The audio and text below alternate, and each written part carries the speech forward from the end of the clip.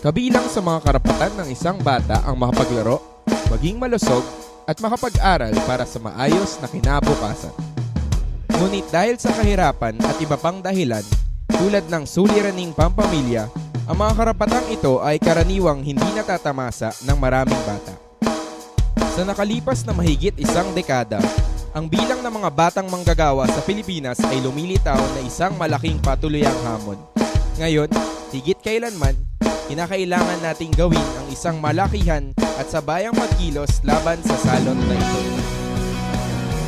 Inihahandog ng National Child Labor Committee sa pangunguna ng Department of Labor and Employment ang Batang Malaya, ang pinaigting at pinalawak na pambansang kampanya na naghahangad makamit ang isang child labor-free Philippines. Sa ilalim ng Batang Malaya campaign, nasimulan na at patuloy na isinasagawa at gagawin pa ang mga sumusunod. Pagpapaigting at pagpapalawak ng kaalaman ukol sa kalagayan ng child labor sa ating bansa. Ang Child Labor Knowledge Sharing System na naitatag ang pangunahing mekanismo ng estratehiyang ito.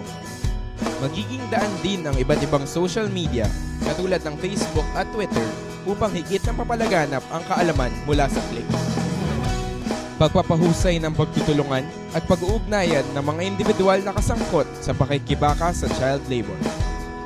Mamamahagi ng iba't ibang ahensya ng pamahalaan ng mga serbisyo at programa para sa mga batang manggagawa. Ang mga ahensyang ito ay ang mga sumusunod.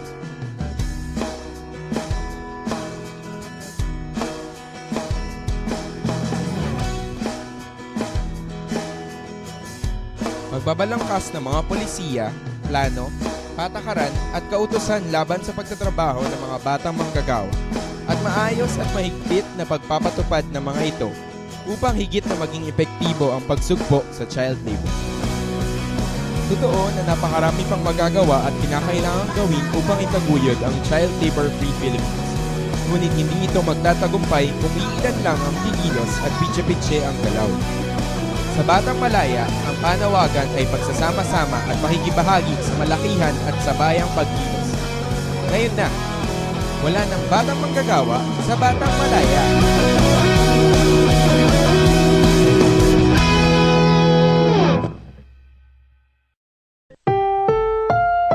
Ang susunod na programa ay rated PG. Patnubay at gabay ng magulang ay kailangan sa mga batang manonood.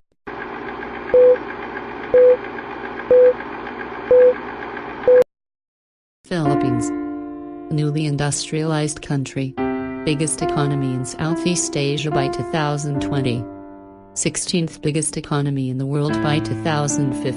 But, are we experiencing it? Today, millions of children around the world are working. They are maids, miners, fishermen, sex workers, soldiers, and street vendors. They work in small factories and at home. They till in fields and pick through trash. The International Labour Organization estimates that 150 million children worldwide are involved in child labor. More than half of these children work in hazardous and harmful jobs, classified as the worst forms of child labor. Sex work, drug trafficking, forced participation in armed conflict, slavery. These are things no adult should endure. Ang kwento ko, gising ng maaga para sa trabaho. He is. Nag-aaral ka ba? Walang magulang mo.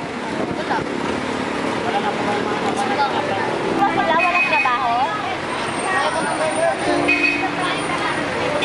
Ay, trabaho ng tatay mo.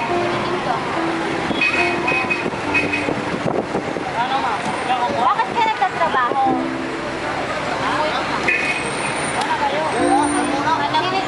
Sino yung inspirasyon mo? Nagtababaw kasi ang malakas sa yung pagkita ko. Kung nagsimula magsinda? Ngayon lang din? Ngayon ka lang din? Nagsinda? Sino nag-iya sa'yo magsinda?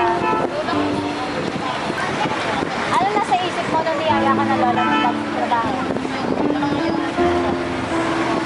Ba't ka nagsinda?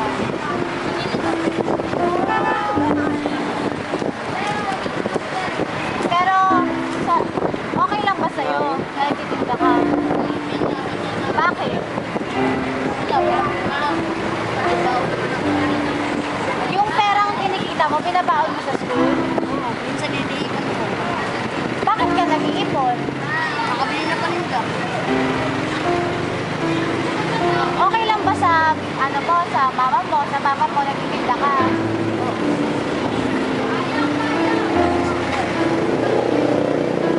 Gusto mo ba yung ginagawa mo? Eh, nung una, di ba sabi mo pinipilit ka? Ano sabi mo sa lola mo nun? Ayaw mo pinipilit naman ako ng tatay ko. So, yung tatay mo yung nagpipilit sa'yo. Tsaka yung lola ko. Hindi ka pa nahihiya? Magtinda? Hindi ka mamamayan. Hindi ka ba naiinggit sa mga classmate mo, sa mga kaibigan mo, naglalaro sila, ikaw nagtitinda? Naman ako isang bagay. Oh. Anong pangarap mo sa buhay?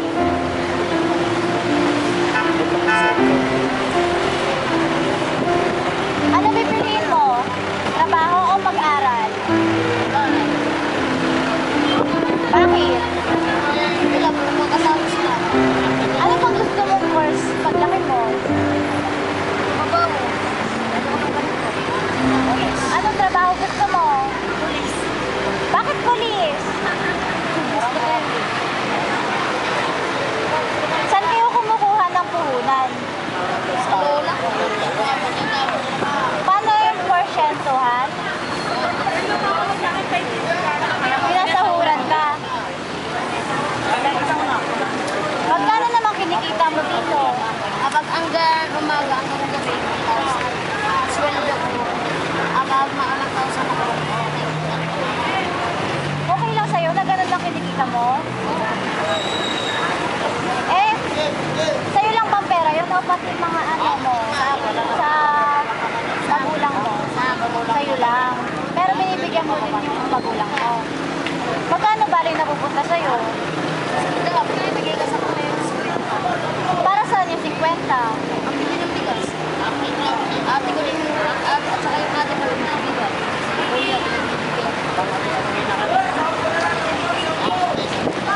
Kamusta ka sa school? Yung pag-aaral mo? Wala. Pasok ka ba?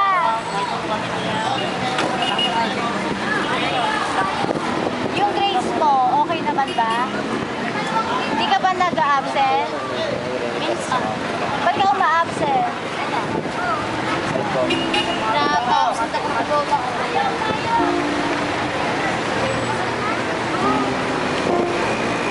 Hindi ka ba nahihirapan pagsabayin yung pag-aaral mo at pagtitinda? Anong ginagawa mo? Mabasa ko sa pangako kasi ako eh. Dumadating ako dito at saka nagtitinda ko. Umuwi kami alas 10. Paano yung pag may assignment ka? Nagawa ko na lang, magpumap. Kaya mo yun? Ha? Alas 11. Tapos, gigising ka? Gigising naman ako ng nanay. Anong epekto nun ng pagkilis sa'yo, yung pagtitinda mo? Anong epekto sa sarili mo? Bakit? Bakit okay lang?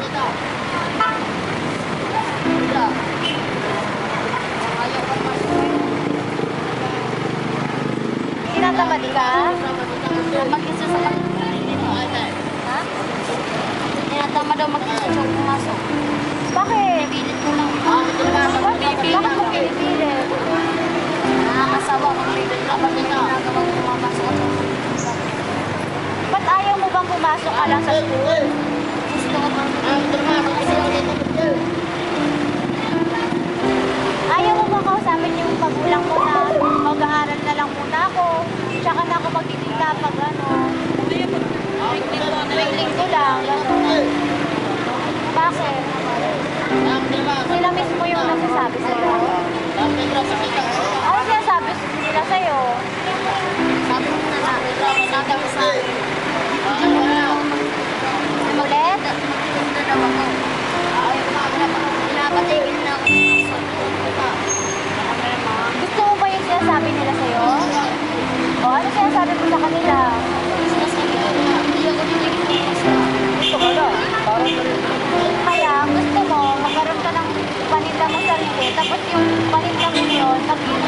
sa'yo yun para mabaon mo. Anong masasabi mo sa magulang mo? Hindi mo naman sila sinasagot. Pero, kinakausap mo sila na gusto mong pumasok. Eh, yung ate mo, ganun din ba? Oo. Anong sabi mo ng mga ate mo? Wala, kaya rin sinasagot. Pumapayag na rin sila na, huwag magtinda. Napatigil talaga kayo yun, pumasok? Oo. Agabi nga sinabi niya ako sa akin. Okay lang sa'yo. Paano na yung pangarap mo maging polis?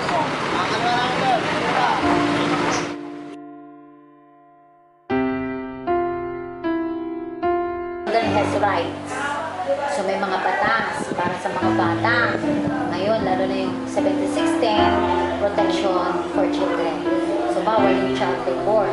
Pag sinabi ng child labor, it's a no-no sa Pilipinas. Siguro sa ibang bansa, ganun din. Kasi dapat siyang bata ay ma-attain niya muna yung kanyang rights, 10 rights, diba?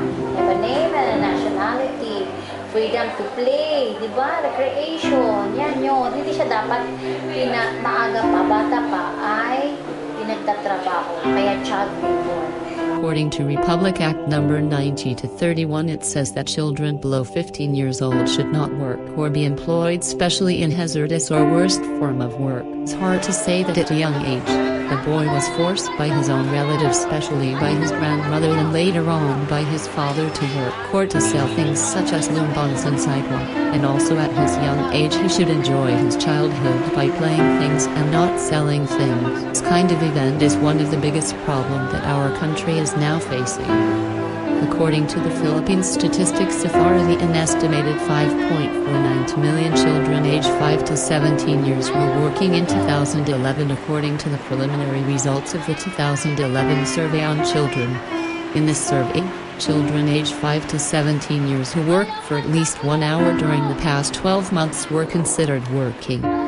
These working children represented 18.9% of the total children 5 to 17 years old. Coas of the result in the survey, the Philippines launched a nationwide campaign against child labor.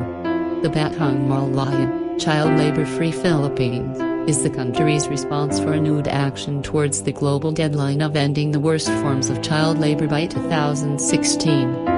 Through the Batang Malayan, Child Labor Free Philippines campaign, the National Child Labor Committee, chaired by the Department of Labor and Employment, is calling for the following urgent actions: institutionalize the survey on children to regularly monitor progress, strengthen and rationalize the operations of the National Child Labor Committee by giving it a legal mandate. There are many different branches and organizations of our government that help support children that are being abused. One of this is what we call PASO. Kami ay sa City Social Welfare Development Office. Gusto rin kumbaga parang DSWD o SSD. Lokal na DSWD. Kaya lang medyo yung matunog yung pag sinabi mong DSWD, kilala yun. Pero ang DSWD ay NCR. Ang SSD is local. School, preschool, ano una bago? Kinder 1, Kinder 2, preschool. Una pa kasi school yun, ba't nang nangangalakal? Diba? Ang parents ang dapat magturo sa kanila how to save. Money management, financial management at a very young age. Yun ang turo dapat, hindi sila yung pinapakawala sa daan at mga lakal at para gustusan ang pangangailangan ng magulang. Oops, teka lang. Diba? Parang bumabaliktad ang lahat. Parang nagiging ang bata yung nagtatrabaho para sa magulang. Sino ba ang dapat magtrabaho para sa mga anak? Magulang. Bumabaliktad ang mundo. Kasi sinasabi, naaawa, nakikita emotions din. Ginagamit din ng magulang para maawa ang bata at siya yung magtatrabaho. Nagiging emotional, o psychological trend na ito sa bata. Na siya yung nangangalakal para sa buhay ng mga kapatid ko. O hindi ikaw, ang may kasalanan. Kung bakit financially kayo ay in difficult circumstance. Ang magulang mo ang dapat. So bago yung magulang dapat, may plano muna bago siya manganak, di ba? medyo bata, siya yung pinapaaral. Dapat pinapaaral. Hindi pinapangalangan. Diba? Nangangalakal. Ang dami scavenging. So, yung pamilya, mahirap lang. Kasama ang bata sa pangangalakal. Nabuhay na siya doon sa magulang niya. Halos araw-araw, nasa daan, nasa kalye, o di siya, lang, ilang araw. Kaya bata pa lang, hinubog na siya doon sa pangangalakal. Kaya, in due time, psychologically, di nagiging daan na rin niya yun para yun na maging hanap buhay niya. Which is, hindi dapat, diba? Marami na tayong child labor. Minsan na nakikita na ng trafficking. Child trafficking. Bakit? Binibenta na yung mga magulang. Minsan, sex, very, di ba? Nagiging na siya. Siya ay pinapagamit sa mga lalaki ng mga magulang. Mismo magulang. Ang hindi niya napapansin, marami balita ngayon. Di ba? Ngayon, ang mga child labor, yung mga nagiging CICL na. Kasi, hold up na, di ba? Natuturuan, napapasok na rin sa sindikato. Kaya, very wide ang scope ng pagiging child labor ng isang bata. Saan lugar po yung marami pong kaso ng child labor? Ako napag-alam sa ngayon, hindi ko alam. Pero marami na, alam ko mga probinsya. Meron ngayon yung mga cybersex. Sa tingin niyo po mas marami po yung kaso ng child labor sa probinsya o sa NCR? Sa ngayon, parang dito sa atin, kasi nag-migrate na sila dito. Meron din dito, meron din sa probinsya. Sa Moreno Valley, iilan lang yung mga cases sa probinsya na alam ko, pero papakita mo yung mga documentary, mga feature, pinapakita dyan, meron na pala. Yung mga Uri-ami, alam mo yun? Moroami. Yan. Child labor yun. Nangunguha ng mga sa nagdaday ng mga bata, di ba? Very risky ang buhay. Ang child labor yung inilalagay at risk ang bata para lang maging source of income. Di ba? Siya, na ma-manipulate yung kanyang isip na ito yung kinagisnan niyang buhay, kaya child labor siya. Ala niya tama, mali. Ano po yung magiging epekto nito sa lipunan? Diba? Ayun ang size. Children in conflict with the law. At pagdating ng 18 yan, sasama na yan sa maaga. Matindi ang kaso niya. Diba? Nangunguha, nag-hold up, pumapatay, mapasok sa mga taxi, o pag may nakakita, tinuturuan na siya ng sindikato na pumatay. Meron na sindikato na diba? Sa lipunan, hindi ang daming crime. Diba? Ano pa? Ang daming multifaceted problema. Katulad ng paghihirap, poverty. Katulad ng nandun na yung mga sex slave, hindi sex slave po. Dumarami yung problema sa mundo. At naghihirap lalo ang bayan. Under ng child labor? So, ayan, Ano po yung pag dumarating epekto? dito sa amin, mga batang nakukuha sa kanya, ang trabaho mo nangangalakal po. Diba? Ano po Wala yung po kami epekto sa bata? Ayun, wala po makain ngayon. So, ano ang epekto nun? Nawawala ang kanyang self-esteem, nawawala ang kanyang pagkatao. Nananakaw yung pagkabata niya. Ginagawa na siyang pilit first day na maging matanda. Diba? Nasisira yung kanyang future. Ano ang epekto? Magiging masisira ng future ng bata. Hindi na siya nag-aspire for development, for growth. Pagbuhay niya na may pag-asa sa mundo, nawawala yung hope sa bata. Na which dapat yun ang ibibigay ng nakatatanda na tayo, na mga magulang, dapat nakakaalam yung patutungan na ba, dapat yung ituro natin. Ganda pa nakakasa. Hindi nakakasa sa mga. So po yung department niyo po is nangangalaga din po sa... Oo, meron tayong social development center para dun sa mga street children na nire-rescue namin sa mga daan, di ba? Bawal ang street dwellers, bawal na malimos, bawal nasa kalye, mga bata. Saan sila dapat? Sa school, sa bahay, inaalagaan sila dapat ng magulang nila. Pwede nga ihablang mga magulang ngayon, mandalo yun. Hinahabla ng magulang ngayon. Di ba? Kaya lang, nagiging stressful sa isang staff, sa isang social worker. Bakit? Ihabla mo ang magulang, 13 yung anak, pakakainin. Paano yun? Apektado ang the whole system, di ba? Sa inyo pong sarili, at paano po yung paraan o paano may iwasan yung ganun pong child labor? Qualification yan. Saka bago ikasal. Dapat talaga may mga session na ginaganap counseling. Ay, mga pre-marriage counseling na ako yung nagkakandak. Isa ako dun sa team na nagkakandak ng pre-marriage counseling. Kanina lang, katatapos ko lang. Talaga yun ang sinasabi ko sa kanila. Napakahalaga ng Filipino family na dapat i-upload natin. Filipino family na dapat alagaan natin kung kayo magkakaroon ng sibling. Plano muna. Diba? Kayo, mga teenagers, bago kayo mag-aasawa, bago makikipag-boyfriend, tingnan muna, plano muna sa sarili. Unahin ang sarili, step by step. Step by step, in process ang buhay natin. Kaya dapat process din yung development natin. Kaya, ayan, ngayon, ganyang edad, ano ka dapat ganitong edad? Tama ba na 16 years old ka, mag-aasawa ka na? Tama ba na matanda yung asawa mo, ikaw 16 eh, andun ka na sa pre-marriage counseling para magka-counseling sa inyo. Diba? Dapat ikaw ay unti-unti na pinapangalagaan ng magulang nyo. Meron tayong mga assistance program. Ang gobyerno, ang national at ang lokal, meron tayong ginagawang mga preventive measures para hindi mapunta sa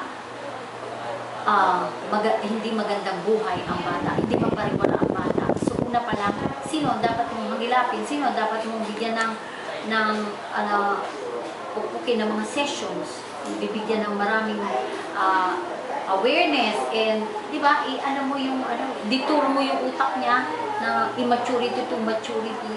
Turuan mo siya ano ang dapat na magiging sa pintuho mo sa buhay mo, di ba? Ano ba layunin mo? Ano ba pangarap mo? Di ba? Una sasabihin sa 16 years, anong pangarap mo? Magkaroon na ganito, ganyan. O anong dadaanan mo dapat? Dapat nag-aaral ka pa ngayon. Parang dinidirect mo siya kung ano yung tama. Ginagay mo. So yun yung dapat. Ganun, awareness, orientation, value formation session, counseling, yan. Tapos monitoring, follow-ups. Yun ang kailangan namin gawin. Tapos, pag mahirap hindi makapagtrabaho, hindi makapag-aral, meron tayong scholarship program, meron tayong mga programa para madagdagan ang inyong kabuhayan, livelihood program. O, di ba? Pwede din makapag-usap din sa amin kung ba kailangan mong baon, wala mong baon, araw-araw. Pwede, gawan natin ng paraan hanggang saan tayo pwede makatulong sa amin para masustain. Livelihood is one of the key para na-sustain yung kanyang source of income, magulang niya. Hindi na tayo nakatuon dun sa bata lang. Nakatuon tayo dun sa buong pamilya. So, ang tawag dun ay holistic approach. Dapat tinuturuan ng buong miyembro. Sino ba dito? Ina-assess. Sino ba dito? Walang trabaho, tapos na, hindi ka pa tapos, i-repress sa DepEd, merong home-based program. Matanda na siya, ayaw na mag-aral sa regular school. Di sa bahay, pwede, may modular mechanism ang ginagawa ang DepEd. Kung meron tayong TESDA, pwede i-repair, baka pwede tulungan ang kanyang yung pangangailangan niya. Yun, yung mga gano'n, mga espeto lang, medical, o meron kayong mga may kapansanan na bata doon sa pamilya, mabigat yun, mahirap na buhay yun. So, tulungan, bigyan ng medical assistance, financial. One time lang yun, pero ang dami na lang sustainable. Employment, pwede rin. Baka meron walang trabaho, bigyan natin ng trabaho, i-repair. Diba? O i-hone natin yung kanyang skills. Yan ang financial. Kung saan siya mag-aaral para i-hone yung skills niya. If our government focus on how to stop child labor or to give many job opportunities, we may lessen the numbers of children under child labor.